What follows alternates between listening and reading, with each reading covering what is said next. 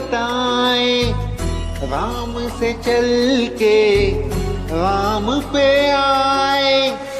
प्रेम कोई हम और न जाने, राम से रूठे राम से माने। राम सिया की करुण कहानी, एक है चंदन एक है पानी। राम सिया राम जय जय राम। राम सिया राम जय जय राम।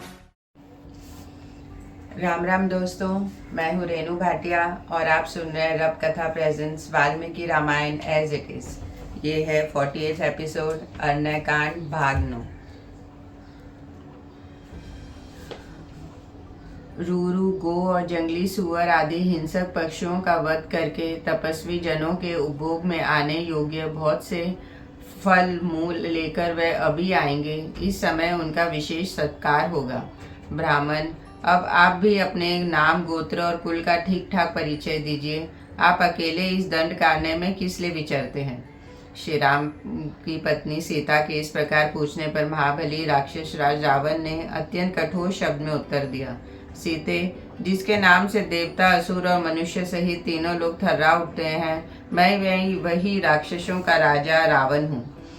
अनित सुंदरी, तुम्हारे अंगों की कांति स्वर्ण के समान है, जिन पर रेशमी साड़ी शोभा पा रही है। तुम्हें देखकर अब मेरा मन अपनी स्त्रियों की ओर नहीं जाता है। मैं इधर उधर से बहुत सी सुंदर स्त्रियों को हर लाया हूँ। उन सब में तुम मेरी पटरानी बनो, तुम्हारा भला हो। मेरी राजधानी का नाम लंका है। वह मायापुरी समुद्र के बीच में एक पर्वत के शिखर पर बसी हुई है। समुद्र के चारों ओर से घिरा हुआ है। सीते, वहां रहकर तुम मेरे साथ नाना प्रकार के वनों में विचरण करोगी। भामिनी, फिर तुम्हारे मन में इस वनवास की इच्छा कभी नहीं होगी। सीते, यदि तुम मेरी भार्या हो जाओगी तो सब प्रकार के आभूषणों से विभूषित 5000 दासियों सदा तुम्हारी सेवा में रहेंगी। रावण के ऐसा कहने पर निर्दोष अंगों वाली जनक नंदिनी सीता कुपित हो उठी और राक्षस का तिरस्कार करके उसे यूं उत्तर देने लगी। मेरे पतिदेव भगवान राम महान पर्वत के समान अविचल हैं, इंद्र के तुल्य पराक्रमी हैं और महासागर के समान प्रशांत हैं। उन्हें कोई शुभ नहीं कर सकता। मैं तन मन प्राण से उन्हीं के अनुसरण करने वाली तथा उन्हीं की अनुरागिनी हूँ। श्री रामचंद्र जी समस्त शुभ लक्षणों से संपन्न वट वृक्ष की भांति सबको अपनी छाया में आश्रय देने वाले हैं। सत्य प्रतिज्ञा और महान सौभाग्यशाली हैं। मैं उन्हीं की अनय अनुरागिनी हूँ। उनकी भुजाएं बड़ी बड़ी और छाती चौड़ी है। वे सिंह के समान पांव बढ़ाते हुए बड़े गर्व के साथ चलते हैं और सिंह के साथ पराक्रमी हैं। मैं उन पुरुष सिंह श्री राम की में ही अन्य भक्ति रखने वाली हूँ। राजकुमार श्री राम का मुख पूर्ण चंद्रमा का समान मनोहर है। वह जितेंद्रिय हैं और उनका यश महान है। उन महाभाव श्री राम में ही दृढ़ता पूर्वक मेरा मन लगा हुआ है। पापी निशाचर, तू सियार है और मैं सिंहनी हूँ। मैं तेरे लिए सर्वदा दुर्लभ हूँ। क्या तू यहाँ मुझे प्राप्त करने की इच्छा रखता है? अरे, जैसे सूर्य की प्रभा पर कोई हाथ नहीं लगा सकता, उसी प्रकार तू मुझे छू भी नहीं सकता।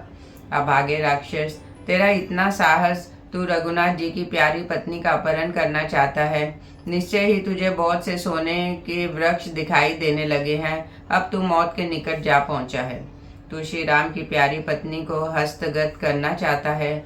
जान पड़ता है अत्यंत वेगशाली मृग बैरी भूखे सिंह और विषधर सर्प के मुख से उनके दांत तोड़ लेना चाहता है।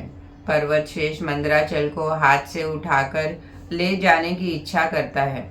कालकूट विशेष विष को पीकर कुशल पूर्वक लौट जाने की अभिलाषा रखता है तथा आंखों को सुई से पोंछता और छुरे से जीभ से काटता है। क्या तू अपने गले में पत्थर बांधकर समुद्र को पार करना चाहता है? सूर्य और चंद्रमा दोनों को अपने दोनों हाथों से लाने की इच्छा करता है। जो श्री रामचंद्र जी की प्यारी पत्नी पर बलात् करने के उतारू हुआ है। यदि तू कल्याण में आचार का पालन करने वाली श्री राम की भार्या का अपहरण करना चाहता है तो अवश्य ही जलती हुई आग को देखकर भी तू उसे कपड़े में बांधकर ले जाने की इच्छा रखता है। अरे तू श्री राम की भार्या को, जो सर्वदा उन्हीं के योग्य है, हस्तगत करना चाहता है, तो निश्चय ही लोहमय मुख वाले शूलों की नोक पर चलने की अभिलाषा करता है। वन में रहने वाले सिंहों और सिहार में, समुद्र और छोटी नदी में तथा अमृत और कांजी में जो अंतर है, वही अंतर दशरथ नंदन श्री राम में और तुझ में है। सोने और शीशे में, चंदन मिश्रित जल और कीचड़ में तथा वन में रहने वाले हाथी और बेलाव में जो अंतर है, वही अंतर दशरथ नंदन श्री राम और तुझ में है। गरुड़ और कौवे में, मोर और जलकाक में तथा वनवासी हंस और गीद में जो अंतर है, वही दशरथ नंदन श्री राम और तुझ में है। जिस समय शस्त्र नेत्रधारी इंद्र के समान प्रभावशाली श्री रामचंद्र जी हाथ में धनुष और बाण लेकर खड़े हो जाएंगे, उस समय तू अपना अपहरण करके भी मुझे पचा नहीं सकेगा। ठीक उसी तरह जैसे मक्खी घी पीकर भी पचा नहीं सकती। सीता के मन में कोई दुर्भाव नहीं था, तो भी उस राक्षस के यह अत्यंत दुखजनक बात कहकर सीता रोष से कांपने लगी। शरीर के कंपन से कृशांगनी सीता हवा में हिलाई गई कदली के समान व्यथित हो उठी। सीता को कांपती देख मौत के सामने प्रभाव रखने वाले रावण उनके मन में भय उत्पन्न करने के लिए अपने कुल, बल, नाम और कर्म का परिचय देने लगा। सीता के ऐसे कहने पर रावण रोष में भर गया और ललाट में भौहें टेढ़ी करके वह कठोर वाणी में बोला, सुंदरी, मैं कुबेर का सौतेला भाई परम प्रतापी दशग्रीव रावण हूँ, तुम्हारा भला हो। जैसे प्रजा मौत के भय से सदा डरती रहती है, उसी प्रकार देवता, गंधर्व, पिशाच, पक्षी और नाग सदा उससे भयभीत होकर भागते हैं। उसने किसी कारणवश अपने सौतेले भाई कुबेर के साथ द्वंद्व युद्ध किया और क्रोधपूर्वक पराक्रम करके रणभूमि में उसे परास्त कर दिया। वही रावण मैं हूँ। मेरे ही भय से पीड़ित हो नरवाहन कुबेर ने अपने समृद्धशालिनी पूरी लंका का परित्याग करके इस समय पर्वत श्रेष्ठ कैलाश की शरण ली है। भद्रे, उसका सुप्रसिद्ध पुष्पक नामक सुंदर विमान, जो इच्छा के अनुसार चलने वाला है, मैंने पराक्रम से जीत लिया है और उसी विमान के द्वारा आकाश में विचरता हूँ। मिथिलेश कुमारी, जब मुझे रोष चढ़ता है, उस समय इंद्र आदि सब देवता मेरा मुंह देखकर ही भय से थर्रा उठे हैं और इधर उधर भाग जाते हैं। जहाँ मैं खड़ा हूँ वहाँ हवा डर कर धीरे धीरे चलती है। मेरे भय से आकाश में प्रचंड किरणों वाली सूर्य भी चंद्रमा के समान शीतल हो जाती है। जिस स्थान पर ठहरता या भ्रमण करता हूँ, वहाँ वृक्षों के पत्ते तक नहीं हिलते और नदियों का पानी स्थिर हो जाता है। समुद्र के पार लंका नाम मेरी सुंदर पुरी है, जो इंद्र की अमरावती के समान मनोहर और घोर राक्षसों से भरी हुई है। उसके चारों ओर बनी हुई सफेद चहार दीवारी उस पुरी की शोभा बढ़ाती है। लंकापुरी के महलों के दालान, फर्श आदि सोने के बने हैं और उसके बाहरी दरवाजे वैदुर्यमय हैं। वह पुरी बहुत ही रमणीय है। हाथी, घोड़े और राक्षसों से वहाँ की सड़कें भरी रहती है। भांति भांति के बागों की ध्वनि गूंजा करती है। सब प्रकार मनोवंचित फल देने वाले वृक्षों से लंकापुरी व्याप्त है। नाना प्रकार के उद्यान उसकी शोभा बढ़ाते हैं। राजकुमारी सीते, तुम मेरे साथ उस पुरी में चलकर निवास करो। मनस्विनी, यहाँ रहकर तुम मानवी स्त्रियों को भूल जाओगी। सुंदरी, लंका में दिव्य और मानुष भोगों का उपभोग करती हुई तुम इस मनुष्य राम का कभी स्मरण नहीं करोगी, जिसकी आयु अब समाप्त हो चली है। विशाल लोचने, राजा दशरथ ने अपने प्यारे पुत्र को राज्य पर बिठाकर जिस अल्प पराक्रमी ज्येष्ठ पुत्र को वन में भेज दिया है, उस राज्य भ्रष्ट, बुद्धिहीन एवं तपस्या से लगे हुए तापस राम को लेकर क्या करोगी? उस राक्षस का स्वामी स्वयं तुम्हारे द्वार पर आया है। तुम अपनी रक्षा करो और इसे मन से चाहो। यह कामदेव के बाणों से पीड़ित है, इसे ठुकराना तुम्हारे लिए उचित नहीं है। भीरू, मुझे ठुकराकर तुम उसी तरह पश्चाताप करोगी जैसे पुरुरवा को लात मारकर उर्वशी पछताई थी। सुंदरी, युद्ध में मनुष्यत्य राम मेरी एक अंगुली के बराबर भी नहीं है। तुम्हारे भाग्य से मैं आ गया हूँ, अब मुझे स्वीकार करो। रावण के ऐसे कहने पर विदय कुमारी सीता के नेत्र क्रोध से लाल हो गए। उन्होंने एकांत स्थान में राक्षस राज रावण से कठोर वाणी में कहा, अरे भगवान कुबेर तो संपूर्ण देवताओं के वंदनीय हैं, तू उन्हें अपना भाई बताकर ऐसा पाप कर्म कैसे करना चाहता है। रावण, जिनका तुझ जैसा क्रूर, दुर्बुद्धि और अजितेंद्रिय राजा है, वह सब राक्षस अवश्य ही नष्ट हो जाएंगे।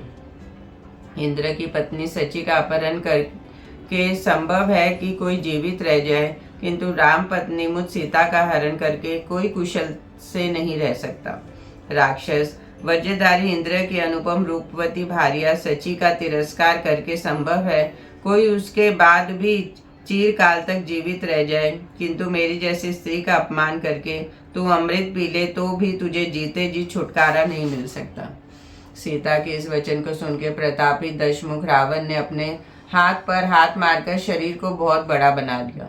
वह बातचीत करने का कला जानता था। उसने मिथिलेश कुमारी सीता से फिर इस प्रकार कहना आरंभ किया, मेरी समझ में तुम पागल हो गई हो, इसलिए तुम्हें मेरे बल और पराक्रम की बातें अनसुनी कर दी है। अरे मैं आकाश में खड़ा हूँ, उन दोनों भुजाओं से सारी पृथ्वी को उठा ले सकता हूँ, समुद्र को पी सकता हूँ और युद्ध में स्थित हो मौत को भी मार सकता हूँ। काम और रूप से उन्मत्त रहने वाली नारी, यदि चाहूँ तो अपने तीखे बाणों से सूर्य को व्यथित कर दूं और इस भूतल को भी विदीर्ण कर डालूं। मैं इच्छा अनुसार रूप धारण करने में समर्थ हूँ, तुम मेरी ओर देखो। ऐसा कहते कहते क्रोध से भरे हुए रावण की आंखें, जिनके प्रांत भाग काले थे, जलती आग के समान लाल हो गए। कुबेर के छोटे भाई रावण ने तत्काल अपने सौम्य रूप को त्याग कर तीखा और काल के समान विकराल अपना स्वाभाविक रूप धारण कर लिया। उस समय श्रीमान रावण के सभी नेत्र लाल हो रहे थे। वह पक्के सोने के आभूषणों से अलंकृत थे और महान क्रोध से अविष्ट हो नील मेघ के समान काला दिखाई देने लगा। वह विशाल काय निशाचर परिव्राज के उस क्षण वेश को त्याग कर 10 मुखों और 20 भुजाओं से संयुक्त हो गया। उस समय राक्षस राज रावण ने अपने सहज रूप को ग्रहण कर लिया और लाल रंग के वस्त्र पहनकर वह स्त्री रत्न सीता की ओर देखता हुआ खड़ा हुआ। काले केश वाली मैथिली वस्त्राभूषणों से विभूषित हो सूर्य की प्रभा से जान पड़ती थी। रावण ने उससे कहा, वरारोहे, यदि तुम तीनों लोक में विख्यात पुरुष को अपने पति बनाना चाहती हो तो मेरा आश्रय लो, मैं ही तुम्हारे योग्य पति हूँ। भद्रे, मुझे दीर्घ काल के लिए स्वीकार करो, मैं तुम्हारे लिए स्पर्णीय और प्रशंसनीय पति होऊंगा तथा कभी तुम्हारे मन के प्रतिकूल कोई बर्ताव नहीं करूंगा। मनुष्य राम के विषय में जो तुम्हारा अनुराग है उसे त्याग दो और मुझसे स्नेह करो। अपने को पंडित बुद्धिमती मानने वाली मूढ़ नारी, जो राज्य के भ्रष्ट है, जिसका मनोरथ सफल नहीं हुआ तथा जिसकी आयु सीमित है और रात में किन गुणों के कारण तुम अनुरक्त हो, जो एक स्त्री के कहने से सहृदयों सहित सारे राज्य का त्याग करके इस हिंसक जंतुओं से सेवित वन में निवास करता है, उसकी बुद्धि कैसी खोटी है, वह सर्वथा मूढ़ है।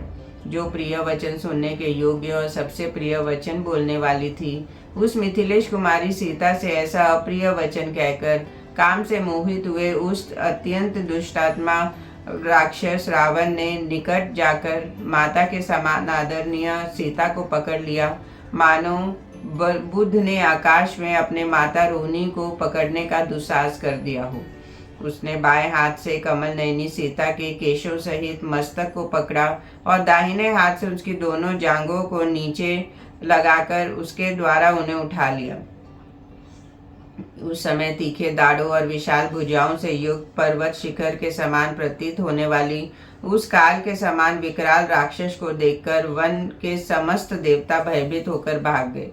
इतने में गधों से जुता हुआ और गधों के समान ही शब्द करने वाला रावण का वह विशाल स्वर्णमय मानवीय निर्मित दिव्य रथ वहां दिखाई दिया।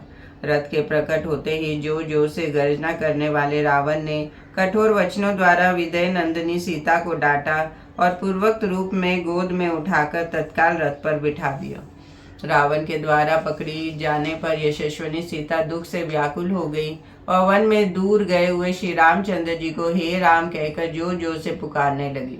सीता के मन में रावण की कामना नहीं थी, वह उसकी ओर से सर्वथा विरक्त थी और उसकी कैद से अपने को छुड़ाने के लिए चोट खाई गई नागिन की तरह उस रथ पर छटपटा रही थी।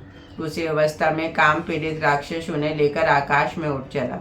राक्षस राज जब सीता को हर कर आकाश मार्ग से ले जाने लगा, उस समय उसका चित्त भ्रमित हो उठा। वह पागल सी हो गई और दुख से आतुर सी होकर जोर जोर से विलाप करने लगी। हाँ महाभाव लक्ष्मण, तुम गुरुजनों के मन को प्रसन्न करने वाले हो। इस समय इच्छानुसार रूप धारण करने वाला राक्षस मुझे हर कर ले जाता है, किंतु तुम्हें इसका पता नहीं है। हाँ रघुनंदन, आपके धर्म के लिए प्राणों का मोह, शरीर का सुख और राज्य वैभव सब कुछ छोड़ दिया है। यह राक्षस मुझे अधर्म पूर्वक हर कर लिए जा रहा है, परंतु आप नहीं देखते हैं। शत्रुओं को संताप देने वाले आर्यपुत्र, आप तो कुमार्ग पर चलने वाले उद्दंड पुरुषों को दंड देकर उन्हें राह पर लाने वाले हैं, फिर ऐसे पापी रावण को क्यों नहीं दंड देते हैं। उद्दंड पुरुष के उद्दंडता पूर्वक कर्म का फल तत्काल मिलता नहीं दिखाई देता है, क्योंकि उसमें काल भी सहकारी कारण होता है। जैसे कि खेती के पकने के लिए तदनुकूल समय की अपेक्षा होती है। रावण, तेरे सिर पर काल नाच रहा है, उसने तेरे विचार शक्ति को नष्ट कर दिया है, इसलिए तूने ऐसा पाप कर्म किया है। तुझे श्री राम से वह भयंकर संकट प्राप्त हो जो तेरे प्राणों का अंत कर डाले।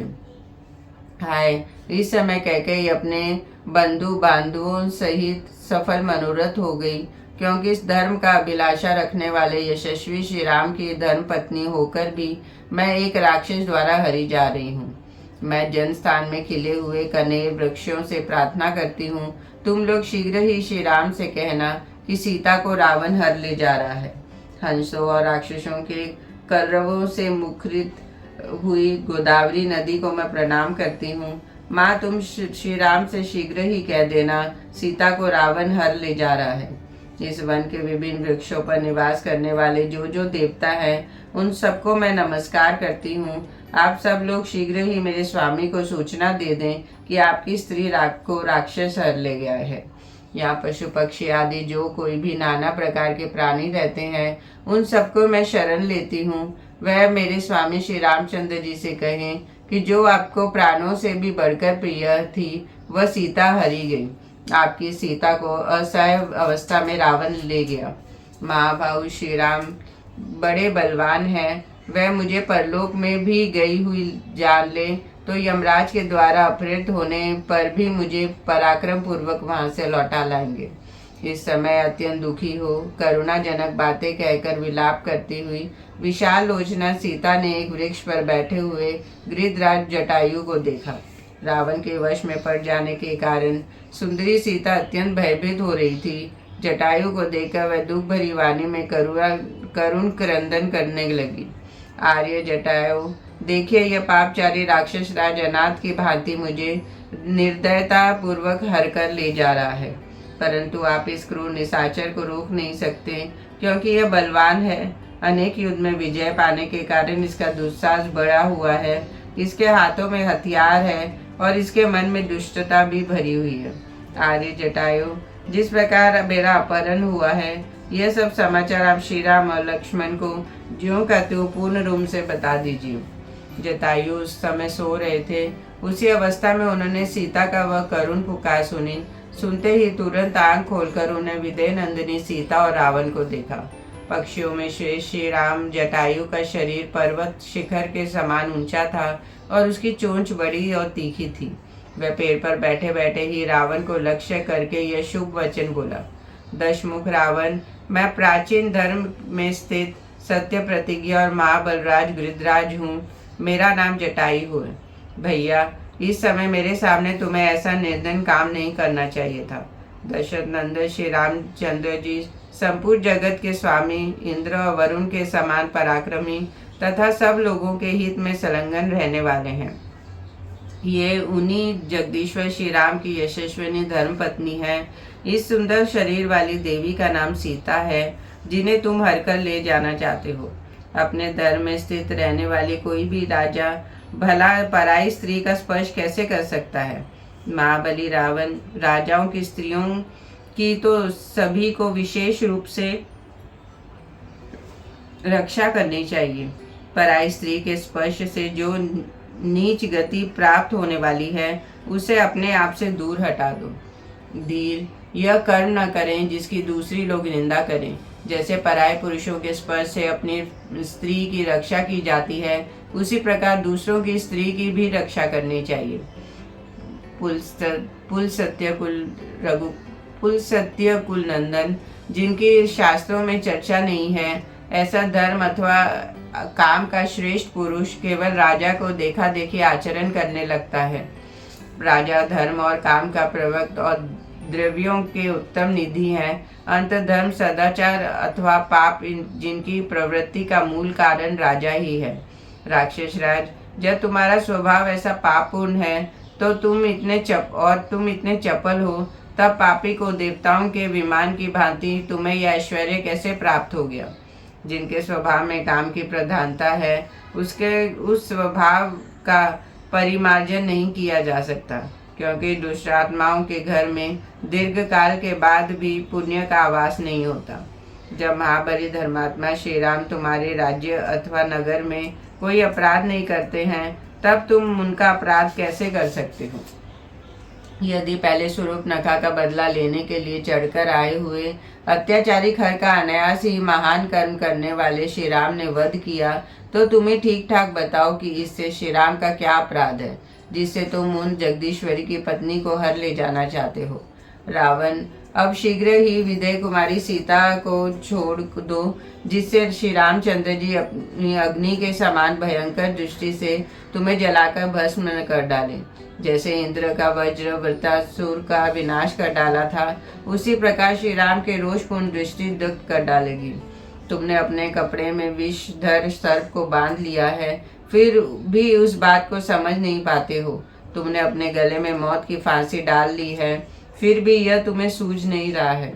सौम्य, पुरुष को उतना ही बोझ उठाना चाहिए जो उसके शिथिल न कर दे, और वही अन्न भोजन करना चाहिए जो पेट में जाकर पच जाए, रोग न पैदा करे। जो कार्य करने से न तो धर्म होता है, न कीर्ति बढ़ती है, और न ही अक्षय यश की प्राप्ति हो, उल्टे शरीर को खेद हो रहा हो, उस कर्म का अनुष्ठान कौन करेगा। रावण, बाप दादों से प्राप्त हुई इस पक्षियों के राज्य का विधिवत पालन करते हुए मुझे जन्म से लेकर अब तक 60,000 वर्ष बीत गए। अब मैं बूढ़ा हो गया हूँ और तुम नवयुवक हो। मेरे पास कोई युद्ध का साधन नहीं है, किंतु तुम्हारे पास धनुष, कवच, बाण अथवा रथ सब कुछ है। फिर भी मैं तुम सीता को लेकर कुशल पूर्वक नहीं जा सकते। मेरे देखते देखते तुम विदय नंदिनी सीता का बलपूर्वक अपहरण नहीं कर सकते। ठीक उसी तरह जैसे कोई न्याय संगत हेतुओं से सत्य सिद्ध हुई वैदिक श्रुति को अपनी युक्तियों के बल पर पलट नहीं सकता। रावण, यदि शूरवीर हो तो युद्ध करो, मेरे सामने 2 घड़ी ठहर जाओ, फिर जैसे पहले खर मारा गया था, उसी प्रकार तुम भी मेरे द्वारा मारे जाकर सदा के लिए सो जाओगे। जिन्होंने युद्ध में अनेक बार दैत्य और दानवों का वध किया है, वे चीर वस्त्रधारी भगवान श्री राम तुम्हारा भी शीघ्र ही युद्ध भूमि में विनाश करेंगे। इस समय मैं क्या कर सकता हूँ। वह दोनों राजकुमार बहुत दूर चले गए हैं। नीच, यदि मैं उन्हें बुलाने जाऊं तो तुम उन दोनों से भयभीत होकर शीघ्र ही भाग जाओगे, आंखों से ओझल हो जाओगे, इसमें संशय नहीं है। कमल के समान नेत्रों वाली यह शुभ लक्षणा सीता श्री रामचंद्र जी की प्यारी पटरानी है। इन्हें मेरे जीते जी तुम नहीं ले जा पाओगे। मुझे अपने प्राण देकर भी महात्मा श्री राम तथा राजा दशरथ का प्रिय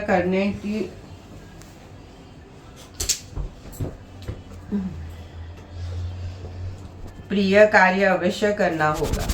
दशमुख रावण, ठहरो ठहरो, केवल 2 घड़ी रुक जाओ, फिर देखो कैसे डंठल से फल गिरता है, उसी प्रकार तुम इस उत्तम रथ से नीचे गिराए देता हूँ।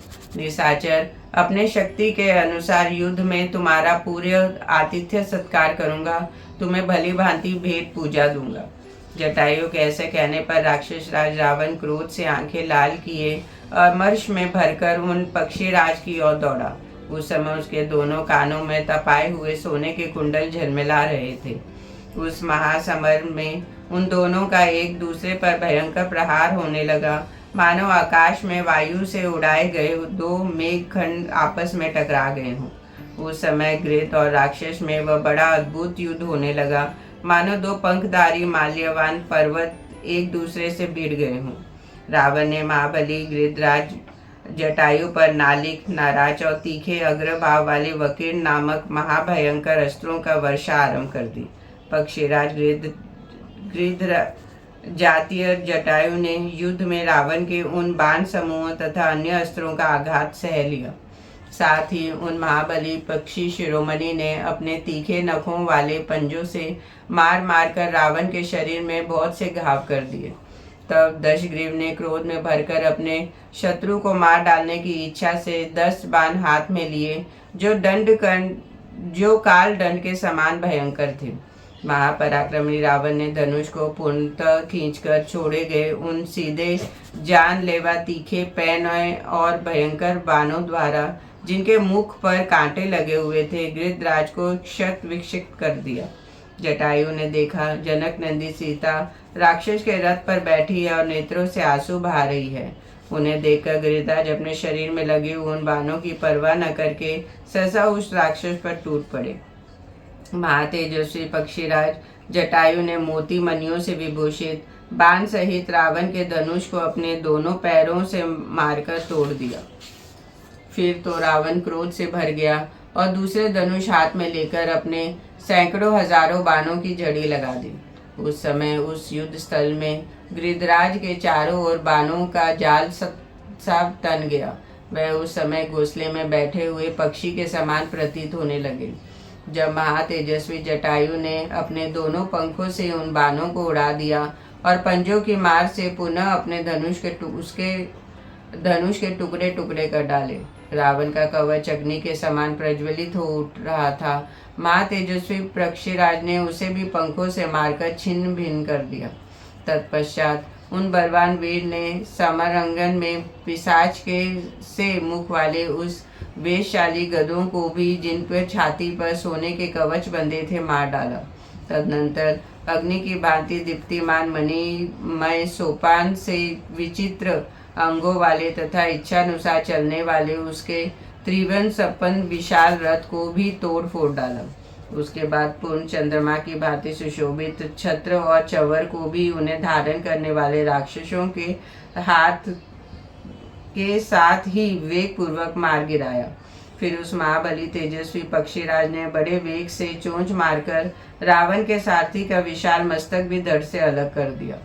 इस प्रकार जब धनुष टूटा, रथ चौपट हुआ, घोड़े मारे गए और सारथी भी काल के गाल में चले गए, तब रावण सीता को गोद में लिए लिए पृथ्वी पर गिर पड़ा। रथ टूटकर जाने से रावण को धरती पर पड़ा देख जब सब प्राणी साधु साधु कहकर गृधराज की प्रशंसा करने लगे। वृद्धावस्था के कारण पक्षीराज को थका हुआ देख रावण को बड़ा हर्ष हुआ और वो मैथिली को लिए हुए फिर आकाश में उड़ चला। जनक किशोरी को गोद में लेकर जब रावण प्रसन्नता पूर्वक जाने लगा, उस समय उसके अन्य सब साधन तो नष्ट हो गए थे, किंतु एक तलवार उसके पास शेष रह गई थी। उसे जाते देख महातेजस्वी गृधराज जटायु उड़कर रावण की ओर दौड़े और उसे रोककर इस प्रकार बोले, मंदबुद्ध रावण, जिनके बाणों का स्पर्श वज्र के समान है, उन श्री राम की इन धर्म पत्नी सीता को तुम अवश्य राक्षस के वध के लिए ले जा रहे हो। जैसे प्यासा मनुष्य जल पी रहा हो, उसी प्रकार तुम मित्र, बंधु, मंत्री, सेना तथा परिवार सहित यह विष पान कर रहे हो। अपने कर्मों का परिणाम जानने वाले अज्ञानी जन जैसे शीघ्र ही नष्ट हो जाते हैं, उसी प्रकार तुम भी विनाश के गर्त में गिरोगे। तुम कालपाश में बंधे गए हो, कहाँ जाकर उससे छुटकारा पाओगे। जैसे जल में उत्पन्न होने वाले मत्स्य मांस युक्त बंसी को उनके वध के लिए ही निगला जाता है, उसी प्रकार तुम भी मौत के लिए ही सीता का अपहरण करते हो। रावण, ककुत्स कुलभूषण, रघुकुल नंदन श्री राम और लक्ष्मण दोनों भाई निरधर्ष वीर हैं। वह तुम्हारे द्वारा अपने आश्रम पर किए गए इस अपमानजनक अपराध को कभी क्षमा नहीं करेंगे। तुम कायर और डरपोक हो। तुमने जैसे लोक नंदनी कर्म किया है, यह चोरों का मार्ग है। वीर पुरुष ऐसा मार्ग का आश्रय नहीं लेते हैं। रावण, यदि शूरवीर हो तो 2 घड़ी और ठहरो और मुझसे युद्ध करो, फिर जो तुम भी उसी प्रकार मरकर पृथ्वी पर सो जाओगे जैसा तुम्हारा भाई खर सोया था। विनाश के समय पुरुष जैसा कर्म करता है, अब तुमने भी अपने विनाश के लिए वैसा ही अधर्मपूर्ण कर्म को अपनाया है।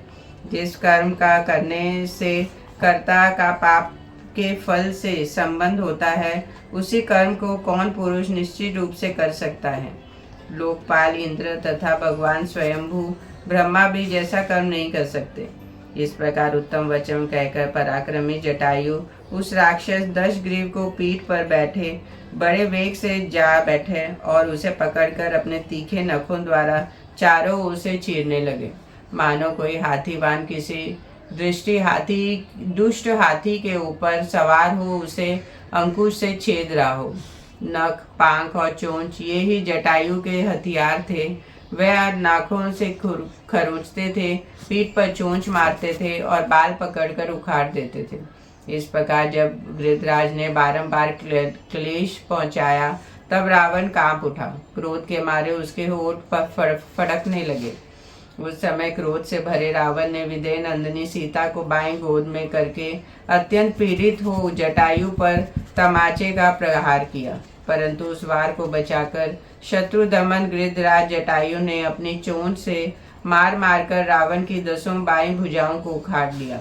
उन बाहों को कट जाने पर बांबी से प्रकट होने वाली विष की ज्वाला मालाओं से युक्त सर्पों की भांति तुरंत दूसरी नई भुजाएं सहसा उत्पन्न हो गई।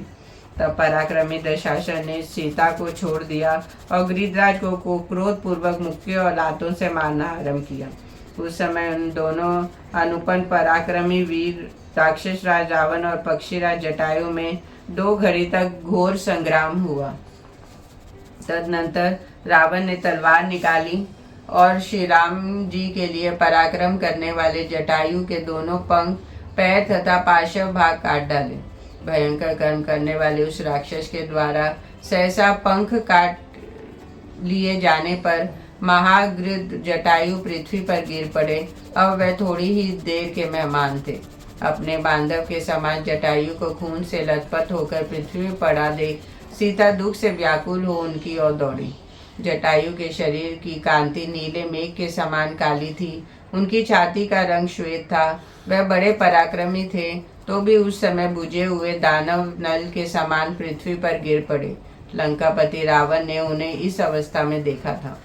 तदनंतर रावण के वेग से रौंदे जाकर धराशायी हुई जटायु को पकड़कर चंद्रमुखी जनक नंदिनी सीता पुनः उस समय वहां रोने लगी। रावण के